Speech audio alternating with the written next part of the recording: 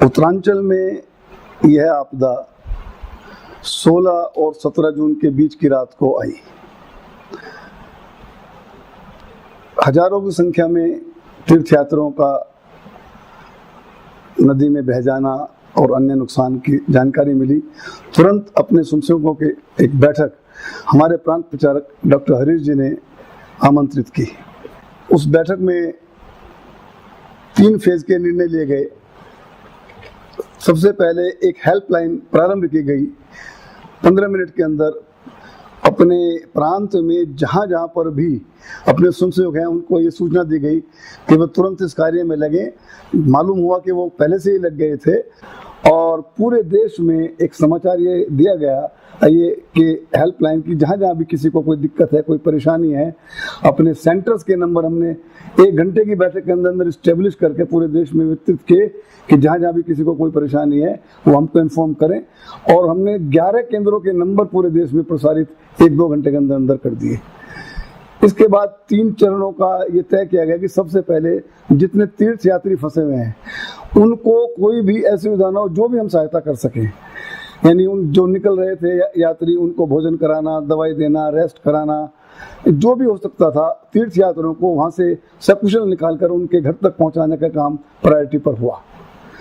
उसमें हमारे चाहे हेलीपैड पर स्वयंसेवकों ने जो बीमार महिलाएं, बच्चे, चूँकि 200 मीटर हेलीपैड से जो यात्री थे वो दूर थे, वहाँ पहुँचकर अपनी पीठ पर ढोया।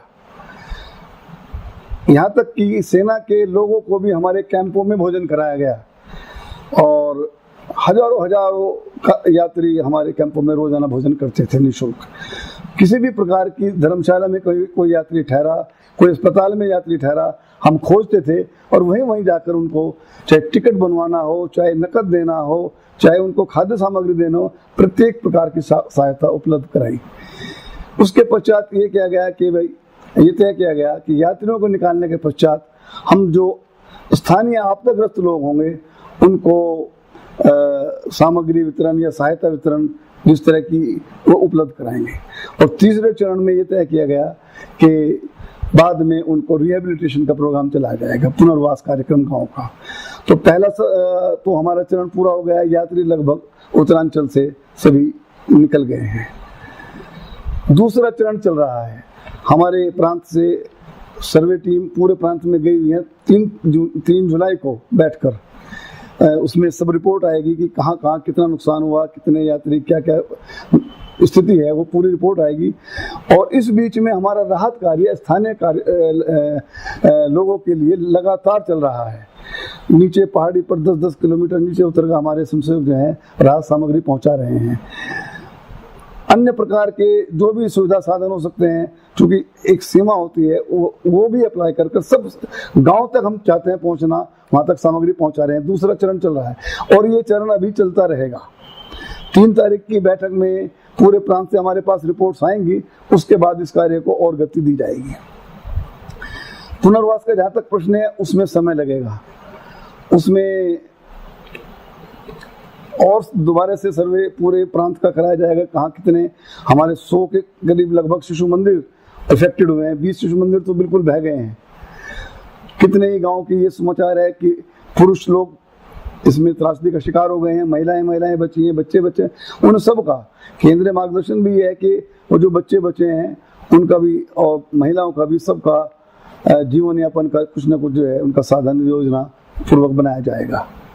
RSS तो लगातार आ रहे हैं, वो बहुत अच्छी व्यवस्था में सामग्री इत्यादि बांट रहे हैं। फिर हमारे गांव से 6 कैजुअलिटी हुई है केदारनाथ में। एक हमारे गांव के प्रधान थी, उसका एक बच्चा था, वो गया। और उसके बाद 4 ऐसे लोग हैं जो नवयुवक जो माने अपनी जान माने अपने व्यवसाय घोड़े खच्चर चलाते थे, तो वो भी इस आपदा में मर चुके।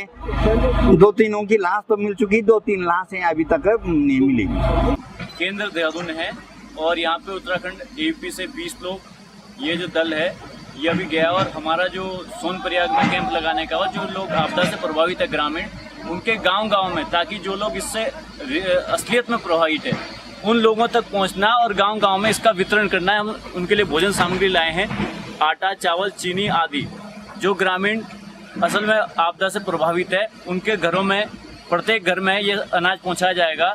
और उनकी सेवा के लिए हम 20 लोग अभी इस दल के साथ हैं। हमारे साथ की 2 गाड़ियां आगे निकल गई, 1 गाड़ी यहाँ पे है। यहाँ पे आने के बाद RSS वाले राहत सामग्री प्रत्येक जहाँ मृतक हो गए हैं उनके घर में खुद पीठ में कंधे में ढो के उनके घर में दे रहे हैं।